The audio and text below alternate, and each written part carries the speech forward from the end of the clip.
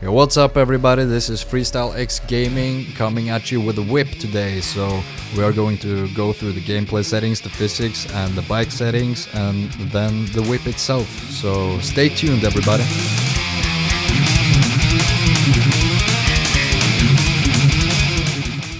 Let's have a look at tip number 1, physics and bike settings. In order to perform whips in MX vs ATV Legends, you need to have your settings right. You should have the Pro Physics always enabled when doing whips for total freedom of motion, and you need to enable the airborne throttle, which is extremely important when doing whips. Max out your bike stats like you do in racing, and I recommend the 2-stroke 250s because they are snappier in the air and easier to bring back. Tip number 2 is to pick your side. Whips are probably the hardest, maneuver to get right in this game. That's why tip number 2 is to pick the side you're most comfortable with.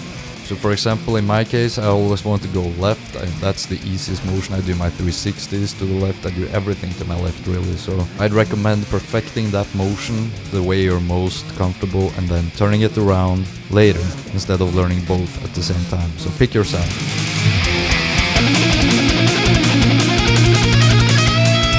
Tip number 3, how to whip. Ride a wave. After reviewing my clips, I figured explaining whips in this game will be hard because there's a lot going on the controller, as you can see on the gamepad viewer. But this is the boring answer to how to do whips. It's basically put a lot of hours into the game, learn the physics system, learn how to straighten up the bike to bring it back and be consistent with it. The main objective is to know and understand the physics system of this game. So, because you don't have the pre-animated whips in this game, you're responsible for every motion, we have to get somewhat philosophical about it. So let's analyze the standard FXGaming whip, and I'll try my best to explain the thought process and what I mean by riding the wave. So the most important part of this analysis is recognizing that angle you have to get into before you engage in the whip, before you give it full gas and go left. And that's the angle you see right here. I imagine like there's an invisible wall in the air that I'm trying to ride. Once I get into the perfect position as I showed you, then I imagine riding on a wave-shaped wall ride basically. Because there's a lot going on when you're whipping, so get into the right position and then start from there. Start tapping the gas and you'll learn the motions. And as you can see on the gamepad viewer, when that left stick has gone half that circle, I switch up the right stick to straighten up the bike and tap the gas all through the whip. So these are the most important points on whips. Set up the rider and bike to the right angle, the right position for the whip. Tap the gas consistently.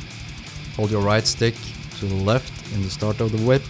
Let go and go right towards the end of the whip. And the left stick goes a full slow circle counterclockwise. So the best looking whip in this game is when you scrub off the ramp and then engage in like the whip motion on the gamepad. But you gotta be a little more patient, going around before you get the bike set up in the right angle and then whip it with the gas. But you can experiment with this once you got that whip motion down. Okay guys, that's pretty much it for the whips, and I hope you learned something because it was very hard trying to explain this because it's mostly up to muscle memory and eye-hand coordination and reacting in real time to the game. Learn the physics, enable the Pro Physics, enable the airborne throttle and start whipping. And I'm looking forward to seeing your whips in your future edits. Peace!